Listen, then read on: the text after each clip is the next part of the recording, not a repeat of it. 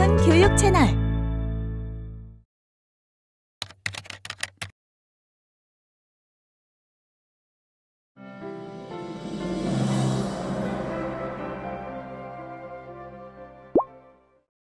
자, 15강을 시작하겠습니다. 이번 시간의 목표는 독서 클리닉에서의 활동을 알고 가시는 건데요.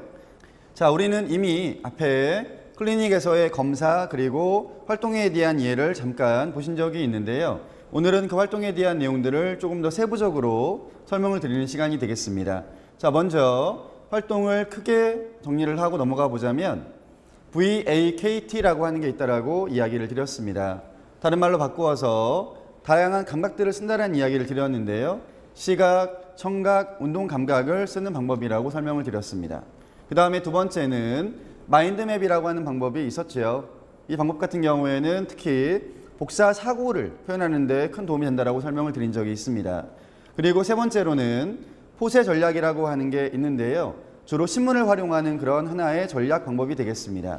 그리고 이어서 기타 몇 가지가 더 있는데 하나씩 설명을 드리겠습니다. 자, 먼저 VAKT라고 하는 방법은 60년대에 길링엄과 스틸먼이라고 하는 사람이 정리를 한 것이라고 알려져 있고요. 그 다음 아래에 보시면 글자를 쓰면서 소리 내어서 읽고 그런 다음에 다시 이제 그걸 반복하는 방식이라고 이야기를 할 수가 있겠는데 이런 측면 때문에 먼저 SOS라고 부르기도 한다고 합니다.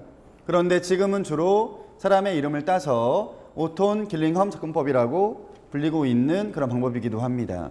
자, 아래에 보시면은 어떻게 하는가가 나와 있는데요. 먼저 손가락으로 단어들의 선을 따라서 그린다라고 나와 있습니다. 단어를 보시게 되면 자음, 모음, 자음 이렇게 보통 연결되어서 하나의 글자를 이루게 되는데 그런 글자들을 먼저 따라 그려보는 것. 그 다음에 두 번째는 다 그린 다음에 그 음절이나 단어를 직접 말로 소리를 내보는 것입니다. 그런 다음 세 번째에는 다시 그 말한 단어를 써보게끔 하고요. 그리고 마지막에는 그 단어를 다시 한번 읽어보게 한다라고 나와 있습니다. 자, 따라서 이런 측면 때문에 때때로 이 방법은 look, say, do라고 불리기도 한다라고 이야기를 하는데요. 자, 지난번에 보신 단어 읽기 목록 과제이죠. 35개였고 이 하나하나의 단어를 읽어보게 한 다음에 오류가 몇 개인가를 체크하는 그런 일종의 진단 검사였습니다. 저는 먼저 읽기에 어려움이 있는 아동에게 이 단어들을 제공을 했습니다. 그런 다음에 앞서 보신 이 방식에 따라서 하나하나 실행을 먼저 해보고요. 그런 다음에는 이어서 이 하나의 글자로 단어를 만든 다음에 계속 확장을 시켜나가는 그런 방식으로 활동을 한 적이 있는데요. 예를 들면 이런 식입니다. 자, 만이라고 하는 글자가 있죠. 이렇게 크게 하나를 써준 다음에 먼저 이렇게 손으로 따라 그려보게 합니다. 자, 미음, 아, 니은 따라 그려보게 하는 거죠. 그런 다음에는 소리를 내어보게 합니다. 읽어보게 하는 거죠. 만 이렇게 읽어보게 하고요. 그런 다음에 다시 이 글씨를 다른 종이에 옮겨 적어보게 하는 것입니다. 그런 다음에 다시 또 한번 이 글자를 소리내어 읽어보게끔 한다는 이야기입니다. 자, 이어서 만으로 시작하는 글자가 여러 가지가 있지요. 자, 만두, 만세, 만화 이런 식으로 확장된 단어들을 다시 제공을 하고 똑같이 따라 그려보게 하고 옮겨 적게 하고 또 소리 내어서 읽게끔 하는 그런 방식으로 연결을 지어서 앞서 이야기 드린 35개의 단어를 가지고 먼저 작업을 했는데 그런 자세히 보시게 되면은 어느 것들은 쓸 수가 있고 가능합니다만 어느 것들은 단어가 만들어질 수가 없습니다. 그런 것들은 그냥 그 글씨만 가지고 글자만 가지고 이 작업을 반복을 해보았습니다. 자, 처음에는 두 글자 단어, 그 다음에 세 글자, 네 글자로 확장을 시킬 수가 있는 그런 방법이 되겠습니다. 자, 그 다음 두 번째는 마인드맵이라고 하는 방법인데요. 여기 보시는 것처럼 복사 사고의 형식적인 표현이다.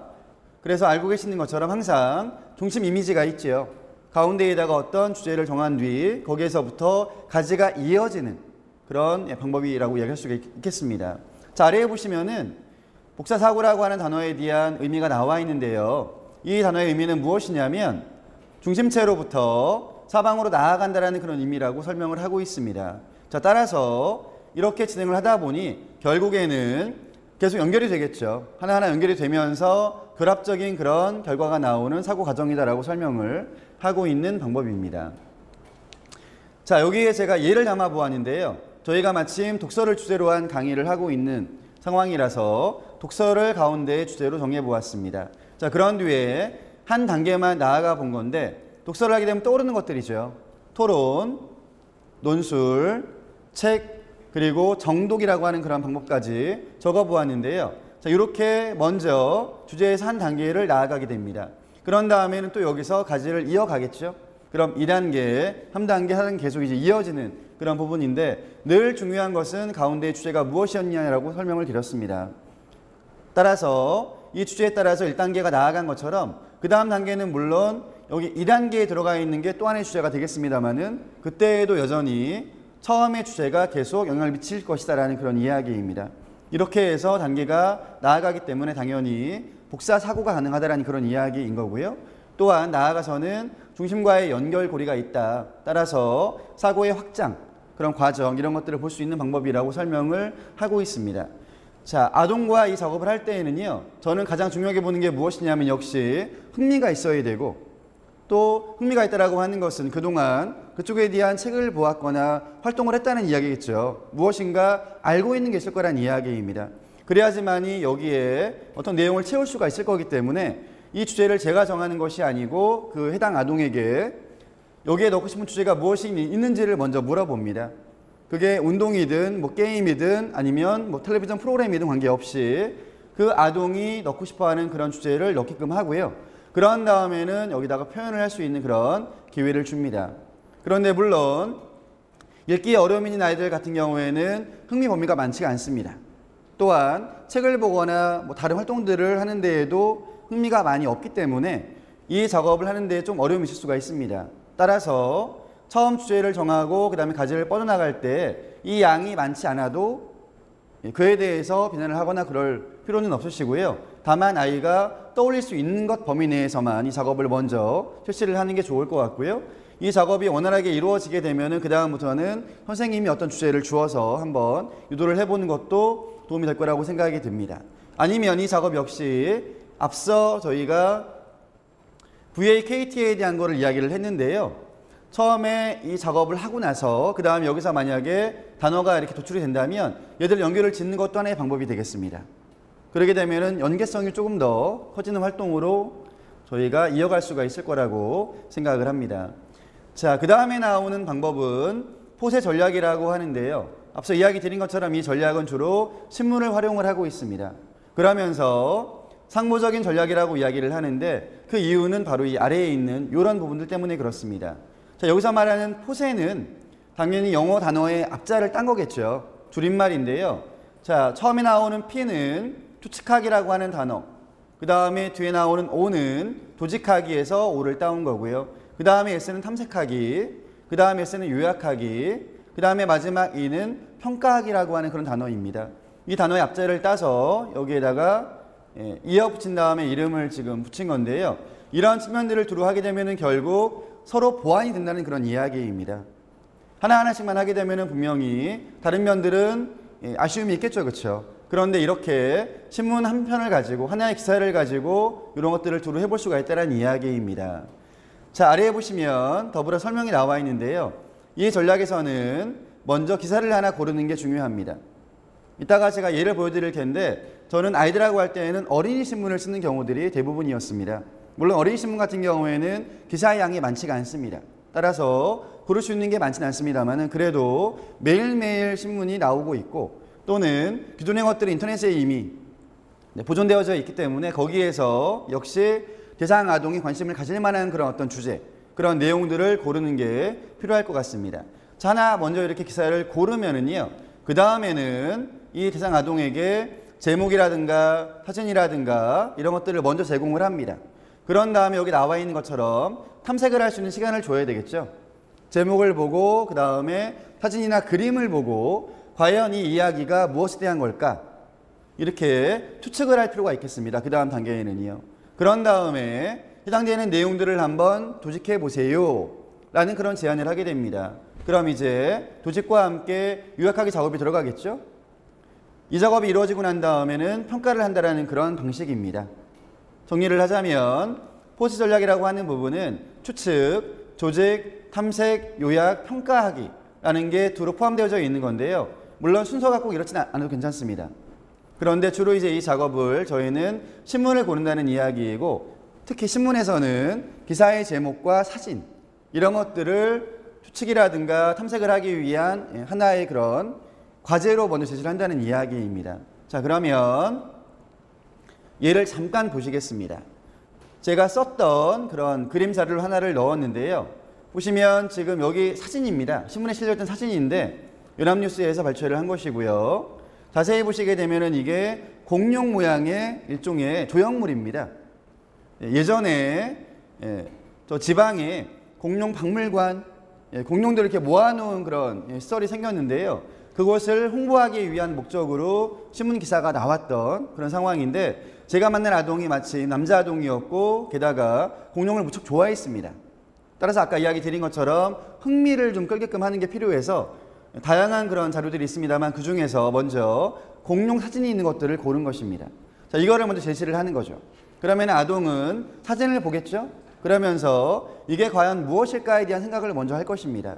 그러면 앞서 이야기 드린 이 작업이 바로 추측을 하는 것이고 동시에 탐색을 하는 게 되겠습니다.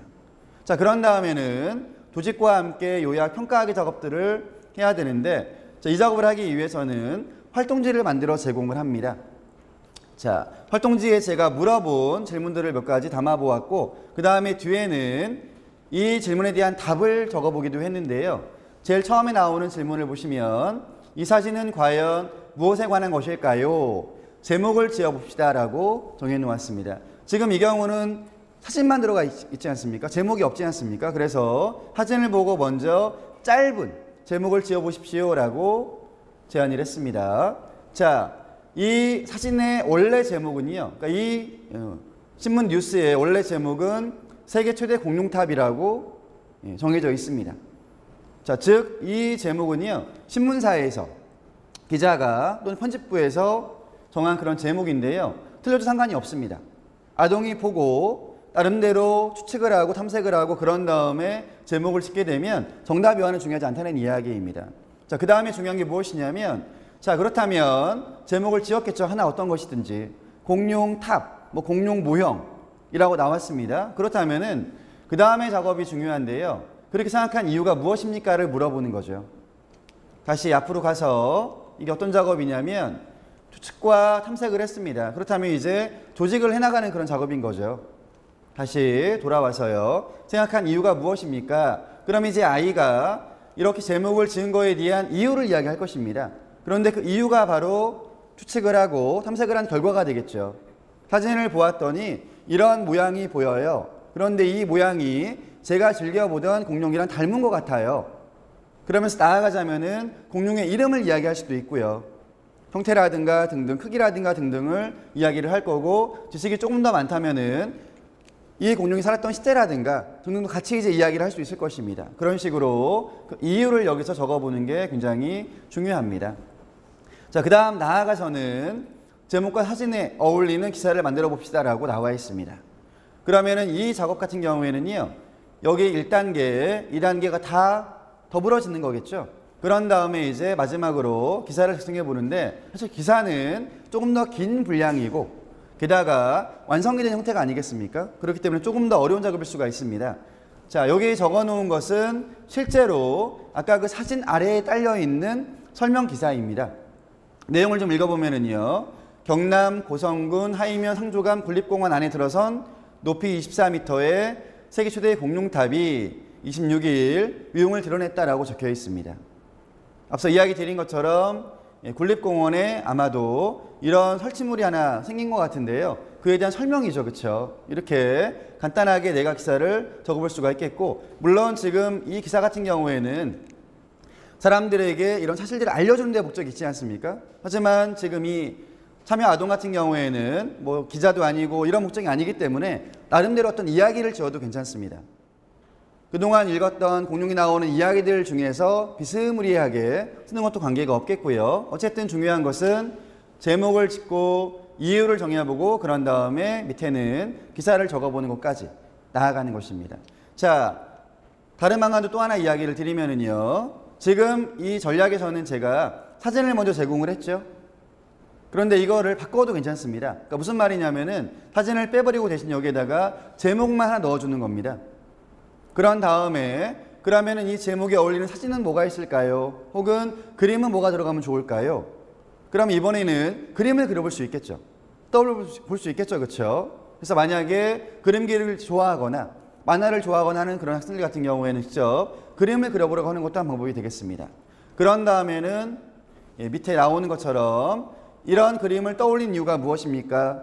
이 사진이 들어가면 좋은 이유가 무엇인가요? 라고 물어보면 되겠고요. 그 다음에 이제 이어서는 제목과 그림에 어울리는 기사를 적어 봅시다 라고 하면 되겠습니다. 자, 만약에 지금 이 사진 같은 경우에는 도형물이기 때문에 살아있는 생명체는 아니죠. 그렇죠? 그런데 만약에 여기에 사람이 들어가 있다. 그러게 되면은요, 갖고 계신 원고가 지금 그런 형태인데요. 이 사람들에게 말풍선을 달아서 이들은 지금 어떤 이야기를 하고 있을까요? 이런 것들도 가능합니다. 얼마든지 응용을 해서 이 제목과 그 다음에 기사에 담겨있는 사진 혹은 그림 그리고 마지막으로는 기사의 내용까지 활용을 할 수 있는 그런 전략이 되겠습니다. 자, 다시 한번 정리를 하자면 포세 전략이라고 하는 이 활동은요, 신문을 주로 가지고 활용을 하고 있는데요. 물론 방법을 조금 바꾸어서 그림책이든 동화책이든 다 가능은 합니다. 그런데 일반적으로는 신문을 가지고 하고 있는 그런 활동이라고 설명을 드릴 수가 있겠습니다. 자, 그 다음 이어서 두 가지 활동을 더 소개를 드릴 텐데요. 첫 번째는 경험을 위한 읽기라는 제목입니다. 사실 이 제목의 읽기는 별로 그렇게 다른 게 아니고요. 그동안에 저희가 해오던 그런 방식입니다. 아동이 좋아하는 주제의 분야의 그런 책들을 골라서 같이 그거를 읽어보는 것입니다. 지난번에 이야기 드린 적이 있는데 처음에는 부담스러워할 수 있으니 선생님이 한 줄 그리고 아이가 한 줄, 조금 더 발전이 된다면 선생님이 한 바닥, 아이가 한 바닥 이렇게 읽어서 경험을 시켜주는 그런 활동이 되겠고요. 그 다음 두 번째에 나오는 활동은 끝말잇기라고 하는 것입니다. 예전에 텔레비전 프로그램에서도 이런 형식들이 많이 활용이 된 적이 있어서 대부분의 아이들이 알고 있습니다. 한 단어를 한 사람이 말하면 그 다음 사람이 이어서 가는 그런 형식이고요. 이것도 만약에 잘 되게 되면은 조금씩 어려워지는 단계로 나아갈 수가 있겠습니다. 예를 들면 글자의 수를 좀 바꾼다든가 아니면은요, 끝말이 아니라 가장 앞에 나오는 단어를 읽는다든가 이런 식으로, 아니면은 중간에 단어를 읽는다든가 이런 식으로 좀 바꿔나가게 되면은 단계가 조금씩 어려워지겠죠. 그렇죠? 그렇게 해서 계속 이 아이들에게 읽기라든가 말하기에 대한 경험을 주는 그런 방식들이 쓰일 필요가 있겠습니다. 자, 이번 강의 내용을 정리를 해보겠습니다. 이번 강의에서는 독서 클리닉에서 쓰이는 활동들을 몇 가지 설명을 드렸는데요. 가장 먼저 VAKT라고 하는 방식을 설명을 드렸습니다. Look, Say, Do라고 이야기를 한다고 설명도 드렸는데 중요한 것은 일단 단어를 인지시키는 데 목적이 있습니다. 그래서 단어의 모양을 따라 그려보는 것, 그런 다음에는 소리내어서 읽어보는 것, 자, 그 다음에 다시 이제 그거를 써보기도 하는 그런 방식이라고 설명을 드렸고요. 이어서 두 번째 방식은 마인드맵이었습니다. 복사사고라고 하는 단어가 중요하게 쓰이기도 했는데요.